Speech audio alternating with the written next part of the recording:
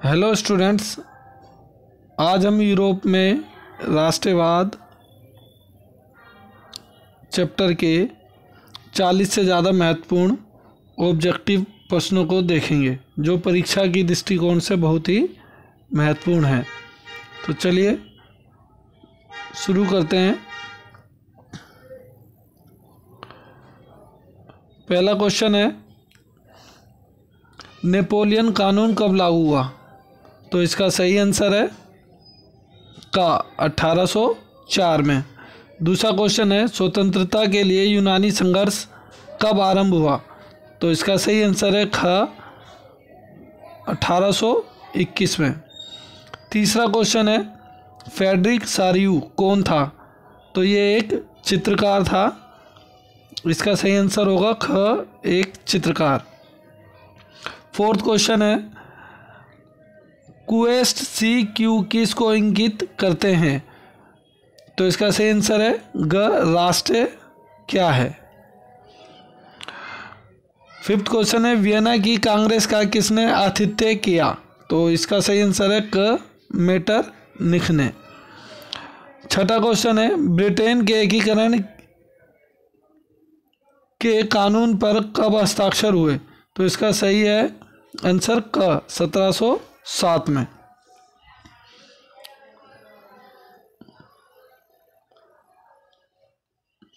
Seventh number का question है,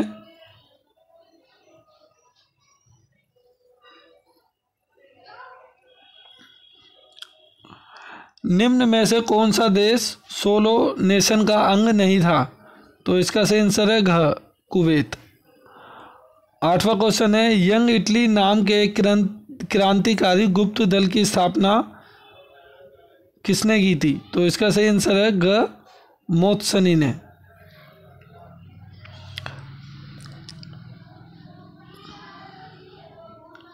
nine number का क्वेश्चन है, निम्न में से किन देशों को नेपोलियन ने जीत लिया था? क हॉलैंड, बी बेल्जियम, ग स्विट्जरलैंड, घ इटली। तो इसमें जो सही आंसर है घ है। ये सभी को नेपोलियन ने जीत लिया था, हॉलैंड को भी, बेल्जियम को भी, स्विट्जरलैंड को भी और इटली को भी। 10 नंबर का क्वेश्चन है, फ्रैंकफर्ट पार्लियामेंट कब बुलाई गई? तो इसका सही आंसर है घ 1848 में।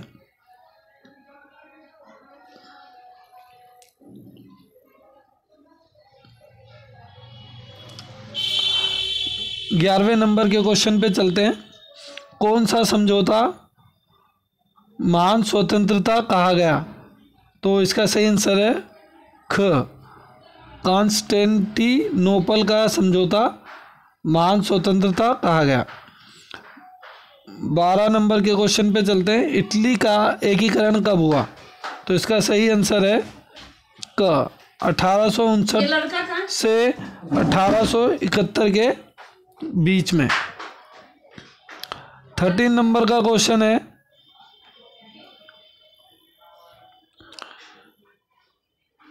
नीति निर्धारण में इटली के बिस्मार्क के रूप में जाना गया।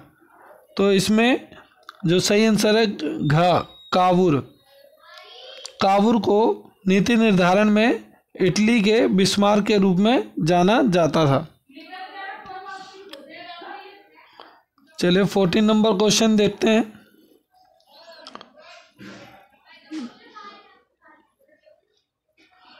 गुप्त समिति मैत्सनी के प्रारूप में पाई गई। पोलैंड, ख फ्रांस, ग जर्मनी, घ स्विट्जरलैंड। तो इसका सही आंसर है घ सेकंड नंबर पे केवल घ यानी स्विट्जरलैंड। 15 नंबर का क्वेश्चन है, 18वीं शताब्दी के किस सिद्धांत ने यूरोप के सारे विश्व को प्रभावित किया? तो इसका सही आंसर है ख उदारता, समानता और भाईचारे ने। ये बहुत इंपॉर्टेंट क्वेश्चन है, इसको अवश्य ध्यान रखेंगे।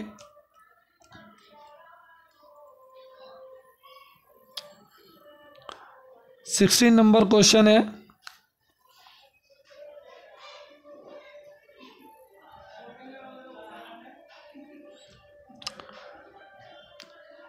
जेलवरीन क्या था?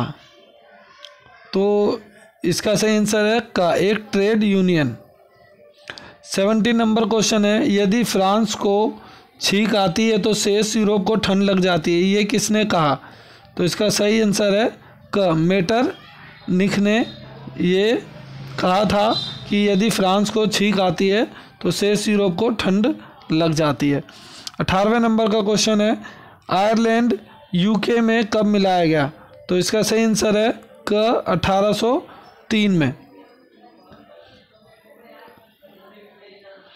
19 नंबर क्वेश्चन है, सही कथन पर चिन्ह लगाएं। तो पहला है सिविल कोड 1804 में लागू हुआ था, ये सही है। दूसरा है फ्रेडरिक सारियू एक फ्रांसीसी विद्वान थे, ये गलत है, वह चित्रकार थे। अर्नेस्ट लेनिन एक दार्शनिक था, सही है। गिरवंत जेकब और विलियम इंग्लैंड में पैदा हुए, ये भी सही है। फ्रीडरिच विलियम प्रेसिया का राजा था, ये भी सही है। और 6 क्वेश्चन, ग्रीक 1827 में स्वतंत्र हुआ, ये गलत है। चलिए आगे देखते हैं।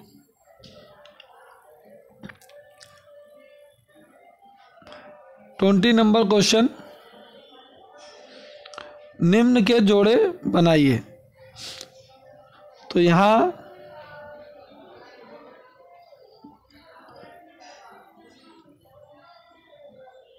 देखेंगे जो का है उसका जो सही है विरास का, वह है 4th स्वतंत्र होना। और खा का है ब्रेस्ट प्लेट विद एड्स, तो इसका सही आंसर है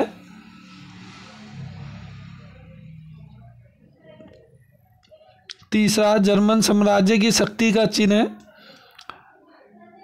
ग है ताज, वो है नेतापन का लक्षण है। और तलवार किसका है? युद्ध के लिए तैयार होने का लक्षण है।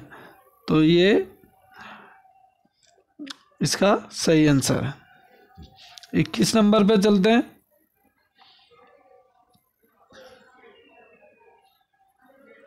किस घटना के साथ यूरोप में राष्ट्रवाद के स्पष्ट उत्थान की गाथा जुड़ी हुई है? यानी किस घटना के बाद यूरोप में राष्ट्रवाद प्रचलित हुआ? तो वह है फ्रांसीसी क्रांति जो 1789 में हुई थी। तो इसका सही आंसर है ख। 22 नंबर का क्वेश्चन है, 1790 के दशक में फ्रांस की सेनाओं ने निम्न में से किस देश पर आक्रमण नहीं किया था? तो इसका सही उत्तर है क, इंग्लैंड। 23 नंबर का क्वेश्चन है, 1804 की सिविल कोड को साधारणतः किस नाम से जाना जाता है? तो इसका सही आंसर है ग, नेपोलियन कोड के नाम से 1804 की सिविल कोड को जाना जाता है। 24 नंबर का क्वेश्चन है, हैब्सबर्ग साम्राज्य के लोगों को परस्पर बांधने वाली कौन सी चीज थी? तो इसका सही आंसर है ख, साम्राज्य के प्रति वफादारी। 25 नंबर का क्वेश्चन है, निम्न में से किन दो देशों ने बाल्कन समस्या को उलझा दिया? तो इसका सही आंसर है रूस और वह जर्मनी। तो इन दो देशों ने बाल्कन समस्या को उलझा दिया था। 26 नंबर का क्वेश्चन है,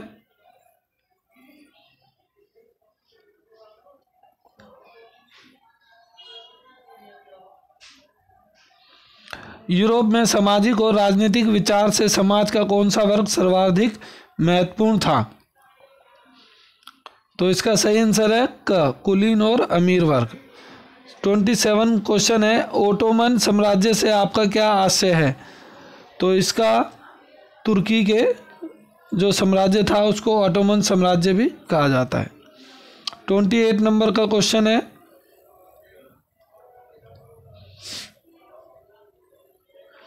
औद्योगिक क्रांति का आरंभ कौन से देश में सर्वप्रथम हुआ? तो सब जानते हैं इसका सही आंसर तो इंग्लैंड का। 29 नंबर क्वेश्चन है, इटली के एकीकरण के मुख्य कर्णधार कौन कौन थे? यानी कि इटली के एकीकरण में किन किन ने मुख्य भूमिका निभाई? तो इसका सही आंसर है क, मेजिनी, गेरिबाल्डी आदि।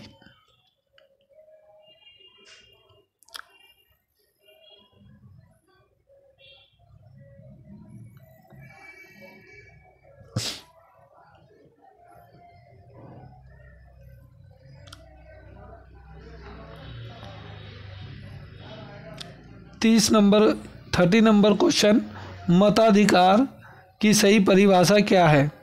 तो इसका सही आंसर है वोट देने का अधिकार। 31 नंबर का क्वेश्चन है, सर्वव्यापक वयस्क मताधिकार का क्या तात्पर्य है?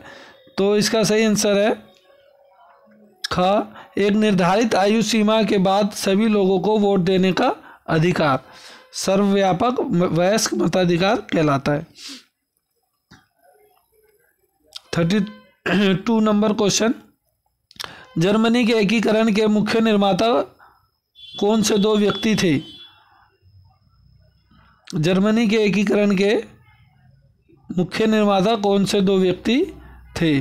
तो इसका जो सही आंसर है वो है क, प्रशिया का शासक विलियम प्रथम तथा ख, प्रशिया का चांसलर बिस्मार्क। इन दोनों की बहुत ही अहम भूमिका थी जर्मनी के एकीकरण में। 30 नंबर क्वेश्चन है, फ्रैंकफर्ट पार्लियामेंट कब बुलाई गई? तो इसका सही आंसर है 1848 में, घ सही आंसर है। नेक्स्ट क्वेश्चन है 34 नंबर क्वेश्चन, नेपोलियन कहाँ का शासक था? तो इसका सही आंसर है क, फ्रांस का। मध्यम वर्गों के लिए उदारवाद का अर्थ था? तो व्यक्ति के लिए आज़ादी, कानून के समक्ष समानता, तो ये दोनों ही थे। तो इसका सही आंसर होगा क तथा ख दोनों। व्यक्ति के लिए आज़ादी और कानून के समक्ष समानता उदारवाद का अर्थ था।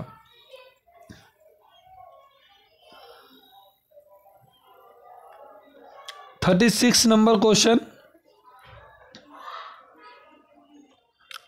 जाल्वे राइन नामक शुल्क संघ की स्थापना कब हुई थी? तो इसका सही आंसर है ख, 1834। वियना 37 नंबर क्वेश्चन, वियना संधि के परिणाम स्वरूप फ्रांस में जो राजवंश फिर से सत्ता में आया वह था? तो वह आंसर है क, बूर्बो राजवंश। 38 नंबर क्वेश्चन है 38 नंबर, लाल टोपी अथवा टूटी जंजीर किस बात की प्रतीक है? तो वह है स्वतंत्रता की, क इसका सही आंसर होगा। प्रश्न 39 पे चलते हैं। 1815 में स्थापित कंजर्वेटिव काल के बारे में निम्नलिखित में से क्या सत्य नहीं है?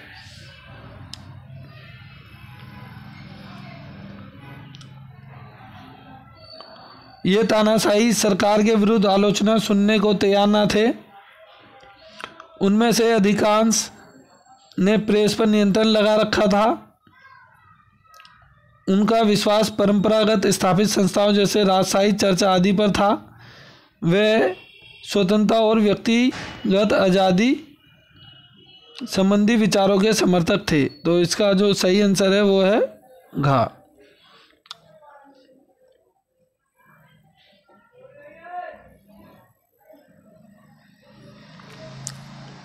40 नंबर क्वेश्चन है, बालगंज समस्या से संबंधित निम्नलिखित में से कौन सा कथन सही नहीं है? तो जो सही नहीं है वह है घ, बल्कान ऑटोमन साम्राज्य के नियंत्रण में नहीं थे, ये गलत है। तो इसका सही आंसर घा है।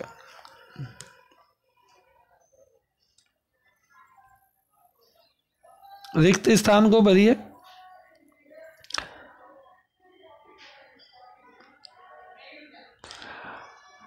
किसने जर्मनी, यहाँ डैश है, तो जर्मनी को एकीकरण के लिए रक्त तथा लौह की नीति अपनाई? तो इसका सही आंसर है बिस्मार्क। इसका सही आंसर है बिस्मार्क। नेक्स्ट है, वाक्य को ऐतिहासिक रूप से सही करके लिखिए। काबुल को जर्मनी का बिस्मार्क कहा माना जाता है। तो इसमें सिर्फ ये गलत है, जर्मनी की जगह यहाँ पे आंसर होगा इटली। काबुल को इटली का बिस्मार्क माना जाता है। तीसरा क्वेश्चन जो है इसमें भी सही विकल्प का चयन करना है।